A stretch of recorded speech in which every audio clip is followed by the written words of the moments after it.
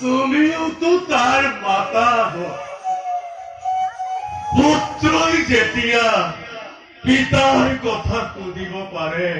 মাতাৰ কথাও নুশুনাকৈ নাথাকে ৰাণী কিমান চেষ্টা কৰি চালো কিমান বুজালো কিমান যে তাক অনুনয় বিনয় কৰিলো কিন্তু মোৰ সকলো চেষ্টা অচলে গ'ল আৰু মই কি বুজোৱা নাই ৰাণী মই তাক অনুৰোধ কৰিবলৈ বাকী ৰাখিছো কতদিন কাষত বহুৱাই কেঁচুৱা ল'ৰাৰ দৰে গাত হাত ফুৰাই কিমান বুজালো দুৰ্যোধন যুদ্ধ নকৰিবি পাণ্ডৱপুৰ পৰ নহয় মুখ সামলাই গুচি গ'ল মোৰ কথা নাৰাখিলে বিশ্বাস নহয় মহাৰাজ কি বিশ্বাস নহয় ৰাণী আপোনাৰ কথা পুত্ৰ বাধ্য আৰু তুমিও দেখিছো ধৃতৰাষ্ট্ৰসম্বন্ধ বৃদ্ধ পদাৰ্থ বুলি বিশ্বাস নকৰিবলৈ শিকিছা ৰাণী অভিনয় নকৰিব মহাৰাজ এই কুৰুক্ষেত্ৰ মহাৰণৰ কাৰণে কৌৰৱৰ পিতা আপুনি এই ক্ষেত্ৰত আপুনি বেছি নাই মহাৰাজ বেছি নাই শাস্তি দিয়া ৰাণী শাস্তি দিয়া ৰাজৰাজেশ্বৰী তুমি ৰাজমাতা তুমি শাস্তি দিয়া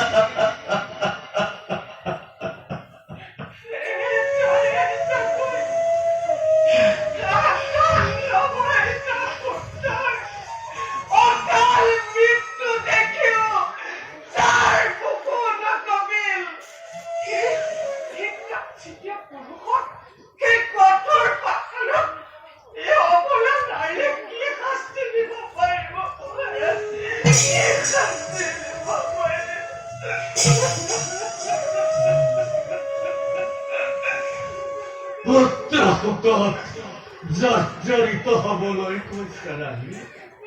হৈছো বহু দিনৰ আগতেই হৈছো যেদিনা তুমি কৰুণাময়ী মাতৃয়ে নিজ গৰ্ভত ধাৰণ কৰা দেৱকীকো গৰ্ভৰ ভিতৰতে লোৰ মুত্তৰেৰে মৰিয়াই মাংস পিণ্ডত পৰিণত কৰিছিলা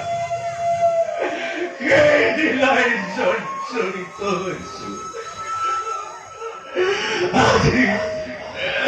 আজি আৰু ভক্ত টুকিবলৈ বাকী নাই রানী অশ্রুনদী বই বই কে কই গুল বকুর সেনের জোড়া ফুকাই কিলার তলি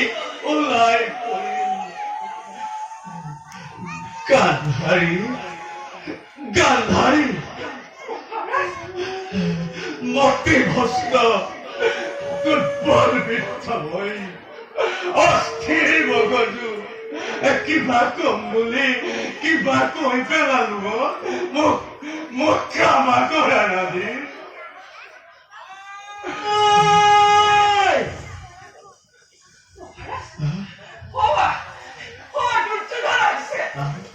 কি আহিছে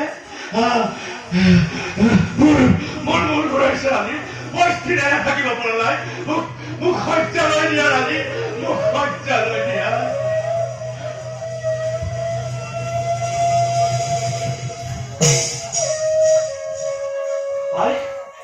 মোক মাতি পঠাইছিলা তোক মই মাতিছিলো দুৰ্য কোৱা কিহৰ মাতিছিলা তোমাৰ কি হৈছে আই তেন্তে কোৱা আই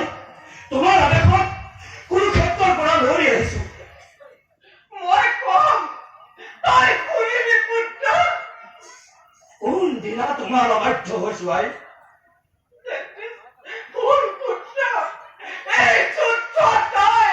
পৰিত্যাগ কৰ মোৰ সকলো শেষ হৈ গ'ল মাত্ৰ তই আৰু দুখন জীয়াই আছ মোৰ কোন পুত্ৰ এই যুদ্ধ তই পৰিত্যাগ কৰ হয় কিয় একেটা কথাকে বাৰে বাৰে ধৰি আছা কিয় সেই একেটা কথাকে বাৰে বাৰে ধৰি আছো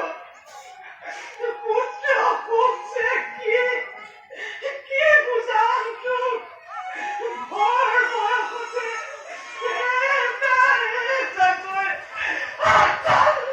এটা পুত্ৰই মোক এৰি গুচি গ'ল চিৰদিনলৈ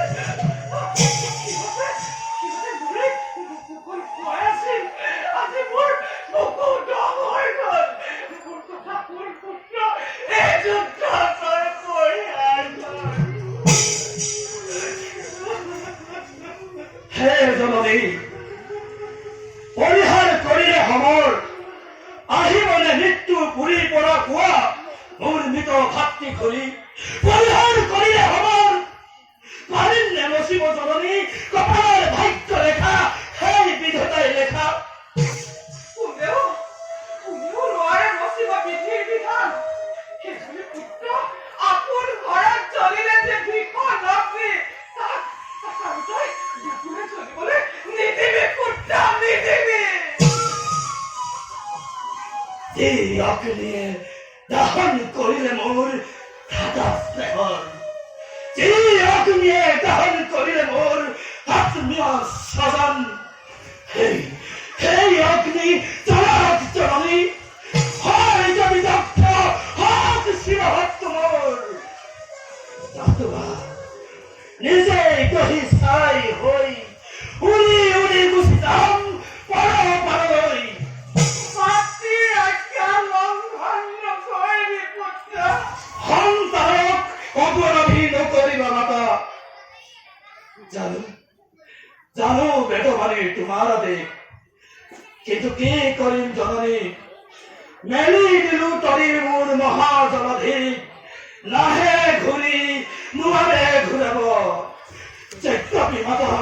নাপাওঁ তাৰ লক্ষ্যটি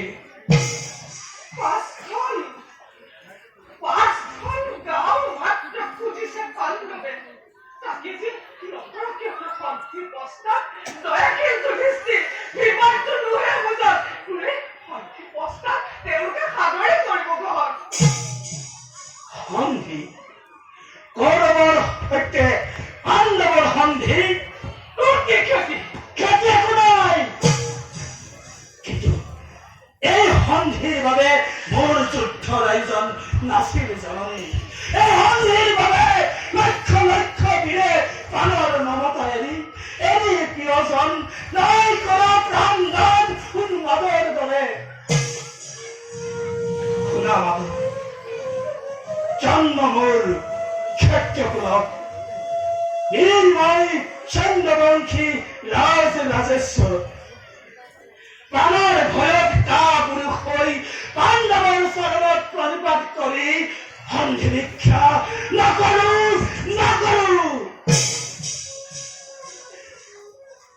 সদা মাতা, সন্মুখত তুমি মোৰ আৰাধ্য গোসানী, কাষত হৌ জন্মদাতা পিতা মোৰ উপাস্য দেৱতা। দুয়োৰে চৰণত কোনো কৰো নিবেদন, যুদ্ধত যি পাণ্ডৱক হুচাক্ৰমে দি প্ৰাণ দেও নিদিও। হব লগা আছে যদি সোণৰ হস্তিনামূল খাৰ দিব লাগে যদি দিন ৰন্ধা ৰক্তদাল। পুত্ৰ পিতা, আশীৰ্বাদ কৰিছো বাচা, হওক যুদ্ধ জয়। একটি পদে মতিতেন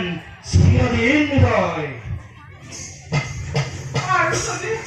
হয় পৰাজয়,